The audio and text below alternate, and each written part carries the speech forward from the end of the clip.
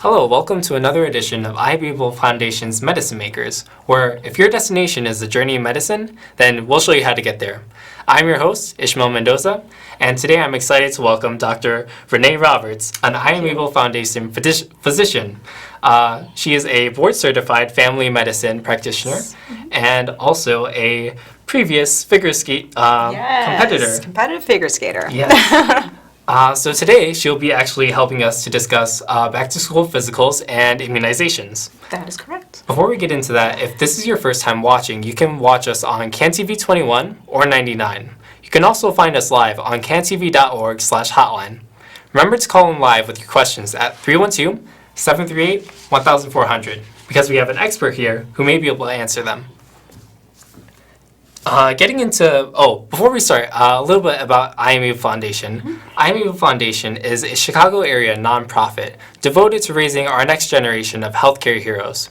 If you are a high school, college, or post-bac student, please visit www.imabel.org for more information on how you can become a part of this wonderful organization. Now, getting to today's topic, as an Am Abel physician mentor, what do you enjoy about mentoring, and what has mentoring done for you in your journey through medicine? Oh, thank you, Ishmal. Thank you so much for the opportunity to be here. I have been involved with the Am Abel Foundation since 2016. I actually had a friend of mine that has worked for the program and told me about the program. So I decided to check it out, checked out the website, got some more information, and found out that I thought that this would be a very good fit. Mentorship is a very powerful thing, especially when you are trying to undertake something as high of a magnitude as becoming a physician. That is not an easy feat by any means, and that is definitely something that cannot be done all by yourself. For sure. So the great thing that I love about the Am Abel Foundation is that they pair up eager high school students, college students who are interested in careers in medicine and pair them with physician mentors so that they will have one-on-one contact, access to doctors, be able to shadow them in the clinics, the hospitals, and other events, helping them with essay preparation, getting them ready for the MCAT, that type of thing. I personally love being a mentor because I think it's just a fantastic opportunity to be able to give back to your community and make a positive impact in the life of a young person, especially if that person is interested in pursuing my career path as a physician. For sure. I've actually had the pleasure of shadowing Dr. Roberts for a day at the Are You Caring Health Fair, and I can definitely vouch for the fact that she is an amazing physician. Thank you very much, Ishmal. I appreciate that. No problem. And can you tell us a little about your specific journey into medicine and your journey into the field you're in? Yes.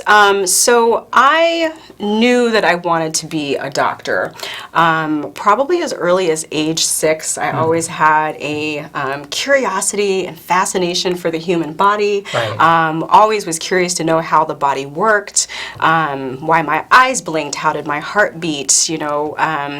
I grew up in San Diego, so we actually had a swimming pool, and when I would spend too much time in the swimming pool, I realized that my fingers would shrivel up like raisins, and I would be asking my parents all of these questions. Why is my body doing this? How is my body working? And I think my parents realized at that point that I had a budding scientist on their hand, and actually received a book one Christmas.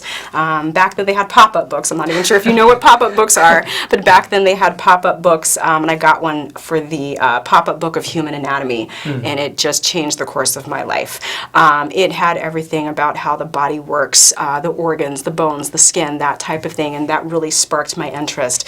Well, part of the issue is that I didn't really know what it was going to take to actually become a physician. I am actually the first physician in my family. So I know a lot of medical students have, their mother was a doctor, their father was a doctor, sister, brother was a doctor, but that was definitely not the case for me, and that's definitely not the case for a lot of students. So I kind of had to navigate that road on my own.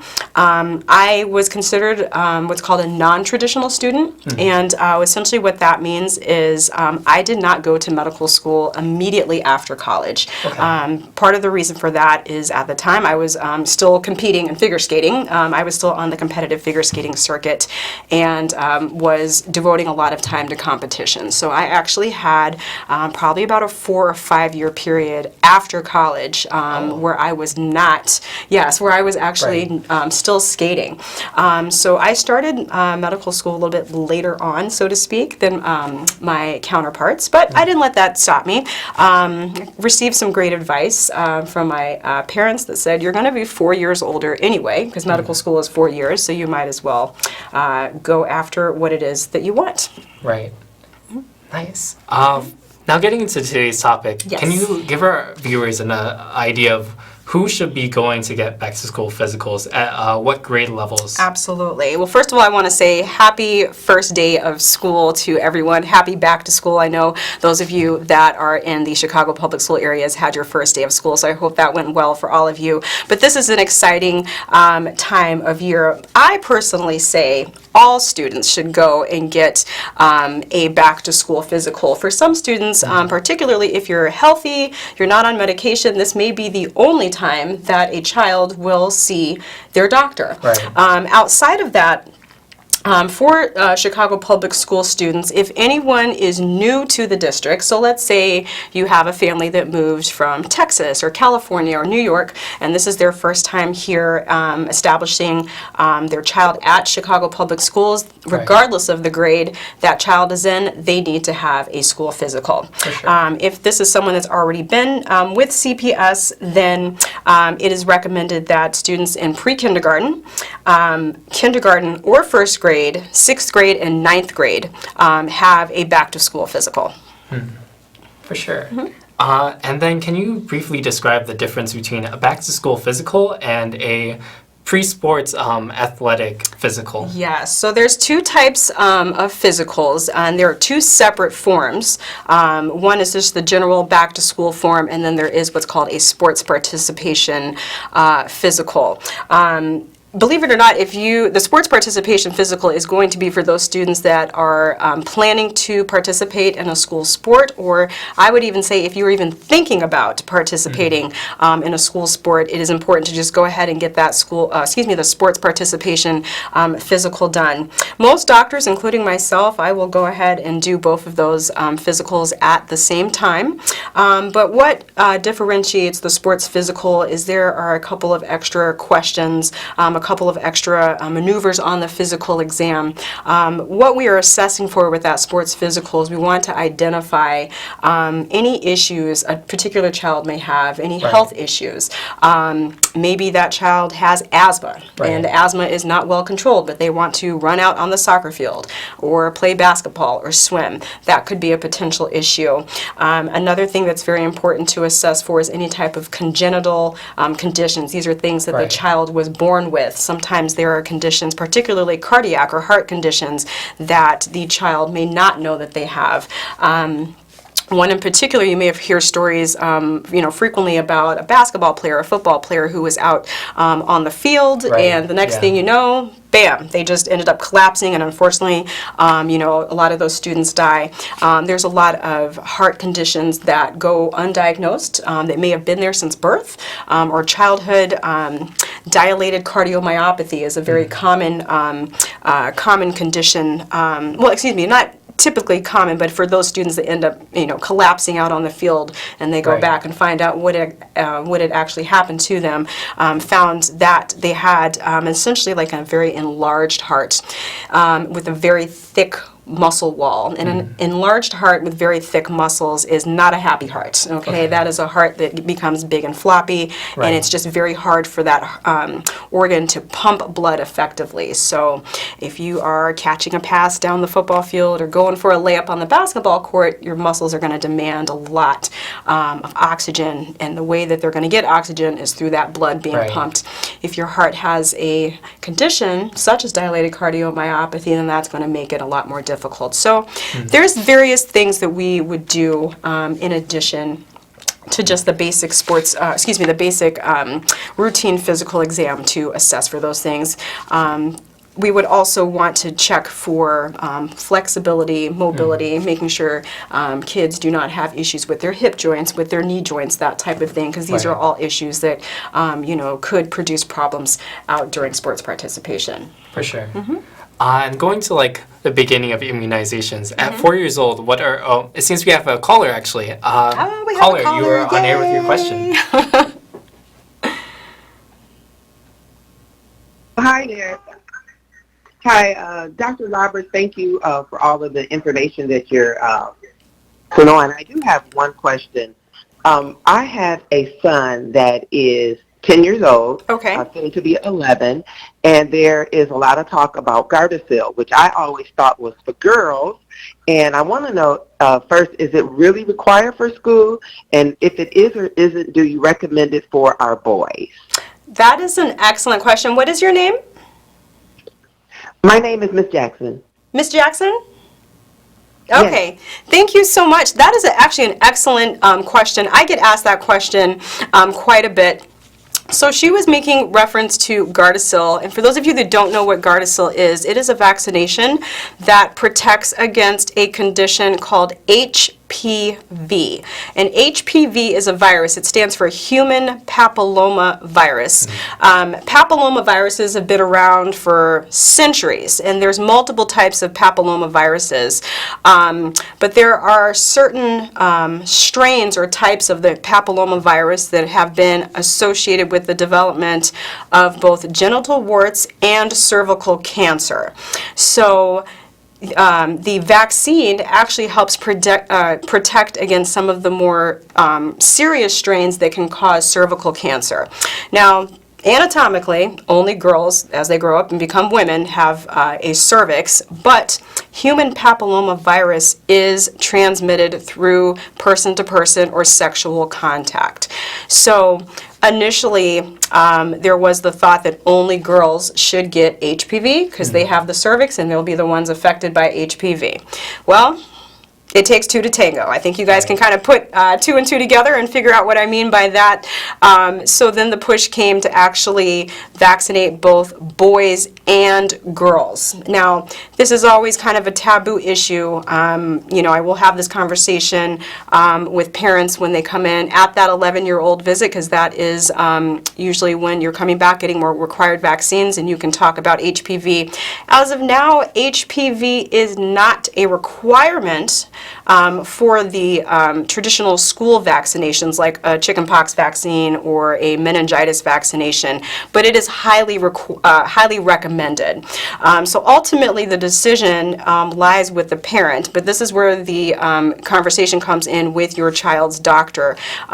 It is a vaccine that has been proven to prevent cancer. I will say that again. It is a vaccine that has been proven to prevent cancer. The goal is to get your child vaccinated before they ever begin to engage in any type of sexual activity. I think a lot of the pushback that comes from that is a parent says, well, if I give my child HPV vaccination, that's going to just give them the green light to go out and do you know what. And that is usually not the case. But the thing is give your child that opportunity to protect themselves. People die from cervical cancer. I see women, quite a bit doing women exams, pap smears, and it's devastating to see how much HPV is out there. It's a very real thing. So if we can give our kids a head start and give them an opportunity to get that vaccination so that they do not have to go through that and do not have to have those conversations with their future husbands or wives, I think that would be a great thing. For sure. Getting back into the beginning of immunizations, yes. At 4 years old, what kind of what shots and vaccinations should a parent expect to give their child at 4 years old? Yes, okay, so the 4-year-old well child visit is what we like to call it, and yes, there are vaccinations involved.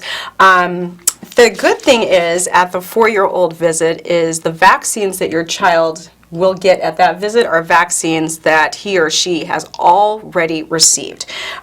Most of the vaccines are booster vaccines. So essentially what a booster is a second dose or third dose or subsequent dose of a vaccination that child has already received. At age 4, there are typically 4 vaccines that a child will receive. One of them is for chickenpox, what we call in the medical world, it's called varicella. Okay, so that's chickenpox. That will be the second dose that is given at age 4. They would have already received that dose at 1 year of age. The other vaccination is what's called MMR, which stands for measles, mumps, and rubella.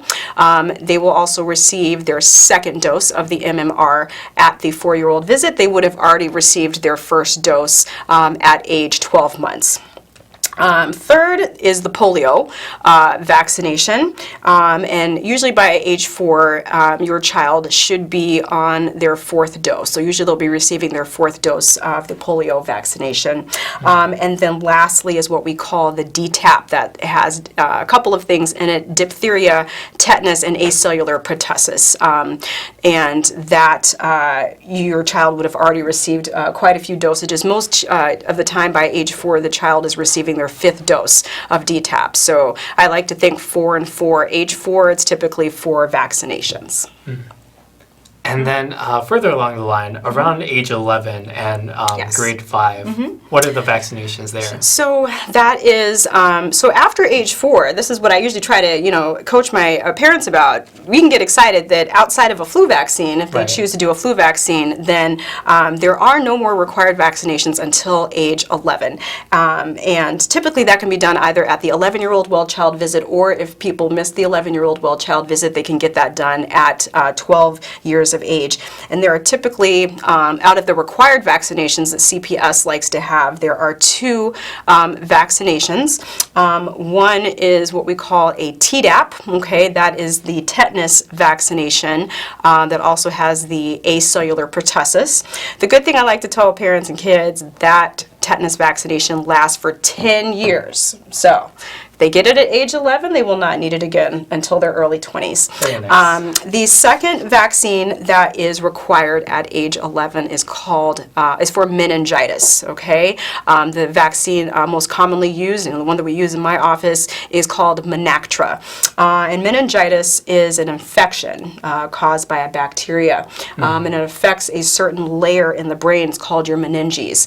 And it typically targets children around this age group. Kids can become very sick, fevers, headaches, nausea. A lot of times kids will complain of neck stiffness, confusion, lethargy, and if not caught early enough, unfortunately, some children can die from this, so it's great that there is a vaccine. So at age 11, the tetanus vaccination and the Menactra vaccination are the required vaccines, and then, as our previous caller had mentioned, I will also have the conversation about starting the HPV vaccination series at this visit. Nice. Past this series of elementary school, at the high school level and college level, is there still required vaccinations? Yes, Ishmal, that's actually a great question. So after the age 11 or 12 visit, technically the next time that vaccines would be required would be at age 16. And at age 16, again, I used that term before, it's called the booster. You will end up getting a booster dose of the Menactra. That is also a great time too if a parent has decided not to start the HPV vaccination series. I will have the conversation again. I know many doctors will have that conversation again with the parent to see if they are interested in doing HPV vaccination, because that actually can be given up to age 26. And as we move on to late teens, early adulthood, there is a big push now. Maybe some of you out there have heard of Men-B. Okay, that is another vaccination. It actually goes under 2 different brand names. But Men-B, because I get this question asked a lot. Well, didn't my child just get a meningitis vaccination? Yes, they did. They got vaccinated against Menactra, which covers certain what we call serotypes or different variations of that meningitis. But when kids go off to college, for example, in their late teen years, early 20s, oftentimes you may have heard of college outbreaks of meningitis. And the strain of meningitis that has been associated with that is the MenB strain, the B serotype. So there is a vaccine out for that specific B strain of meningitis, and that can also be given around that age 16 to 23. Nice. And then in the event that a parent loses their records of having a shot taken, will they need to re-administer a vaccine or shot, or is there anything else they can do? Okay, excellent question. So I always tell people, don't hit the panic button. That if you can't find your shot record, that does not necessarily mean that a child will have to get shots over again, particularly if your child has been up to date and coming to their appointments. The easiest thing that I will tell parents is see if you can call the previous school, if you've switched schools, or if they have their previous doctor, maybe you guys moved from out of state or a different part of the state, and that school may have a copy of their immunization record. The other thing that can be done too is a blood test. It's called a titer. It's called TITER, and essentially a titer goes, and it's a blood test that can be done at your child's doctor's office. They can draw it and see if that child is immune against whatever vaccine. Maybe it's chickenpox, measles, mumps, rubella, whatever the case may be. And the blood test results will usually come back within about 24 hours. Your doctor can take a look at the results and see if the child is immune. Congratulations, no vaccination. If they're not immune, then that will mean in that case that they likely will need to go and have another booster vaccine. Right. And what determines how long someone will be immune? Ooh, that's a great question. Well, that actually depends on the person's immune system. There's a lot of research that goes into these vaccines. That's why some vaccines only need one dose or two dosages, or something like the tetanus vaccination that will last you 10 years. It is kind of just based on the nature of the vaccine and what they are particularly using, what disease or virus they're using to use that vaccine against. The other thing that plays into account too is your immune system. Everybody's immune system is different. Someone might be a little bit more healthy. Some people may have immune compromised conditions, and that will require them to have or require more vaccination. And also as we age, a lot of times older adults, they get into their 50s, 60s, 70s, and their immunity just wears off over time, and adult populations may also need to have a booster vaccine at some point in time. Right. For the population that is immunocompromised, how does the situation change for them? Well, one of the things that we will learn over and over again in medical school and residency is when we think of immunocompromised, people with HIV or AIDS is a common one because their immune systems are compromised. There are certain types of vaccines, what are called live attenuated vaccines, and those are essentially vaccines that have actual live components, okay, of the actual disease, virus, bacteria. That's a dangerous situation for someone whose immune system is compromised, because they actually might end up not being able to mount enough of an immune response, or actually end up getting that particular disease. So certain vaccines are not recommended for patients with immunocompromised. Outside of that, if that doesn't pertain to you, then you usually should not have an issue. Okay, very nice. And then, as a physician with experience in providing vaccinations, do you have any skills or techniques you use when there is a child that does not want a vaccination? Ooh, this is where your nursing staff comes in handy. I almost feel guilty because I don't even administer vaccines. I have a fantastic nurse and medical assistant, so I usually will put the orders in. I'll have the conversation with the mom or the dad, grandma, or whoever, and then I duck out of the room. But one thing I always like to tell parents is a recommendation: don't use shots as punishment. I know sometimes parents will say that, oh, you're being bad, so you're going to get a shot, because then that child associates getting a vaccination with something bad. It does sting a little bit. There's different techniques you can use to hold a child, especially if they're younger, cuddling them with hands crossed in the lap, that type of thing. Usually as the kid gets older, that's usually not the case. It feels like a little bit of a pinch or a bee sting, and it's over. So, but not using shots as punishment is a excellent strategy. For sure. Well, that is about all we have for today's Okay. segment of Am Abel Foundation's Medicine Makers. Thank you for tuning in, and Yes, thank you for having me. please tune in next time. Thank you, Dr. Rene Roberts, again. You are very welcome, Ishmael. Happy to be here, and everyone have a wonderful back to school.